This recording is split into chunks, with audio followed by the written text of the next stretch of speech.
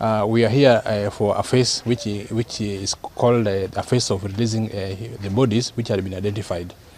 So far, the government chemists have identified a total of 34 bodies which have been linked to relatives, and we are going to start releasing the bodies from next week on 26th. The process include logistics, which we are currently undertaking this week, which is organizing for counselors who will counsel these people, and also contacting the relatives who will come here for the purpose of taking their loved ones. So we've done that, we've contacted them, and the first batch will be arriving on 26th. What will happen is the relative will come, and they'll have to come with a letter from the chief so that we can be able to identify these persons as the real relatives to these victims. Secondly, they'll have to come with the person who donated the DNA, because this is a person who was directly linked to the deceased.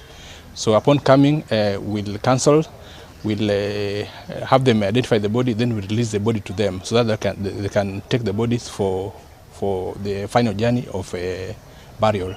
We are urging the relatives to come with their own means of transporting the bodies to the final destination.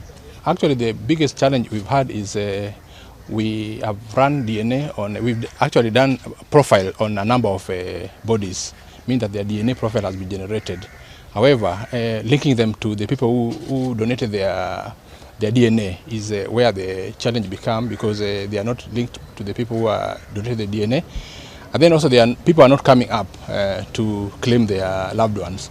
So at this opportunity also, I'm really urging people who know that they have loved ones who are there to come up, so that now their DNA can be taken and be linked to the ones which we generated, so that we can also release them. Once we finish this exercise, we'll now embark on the phase 5 of exhumation, which we expect maybe in 1 or 2 weeks after finishing this phase of releasing the bodies.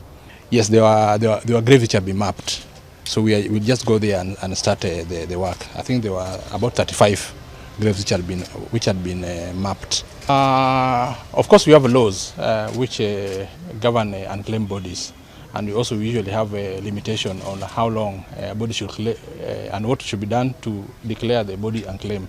So we just follow the law, which probably we might have to get grounds to have them buried, but we'll bury them in a way that they can be traced, so that in future, if someone come up and DNA is taken and they're able to link to one body which has been buried, a marked grave, we can always go there and exhume and give it to them.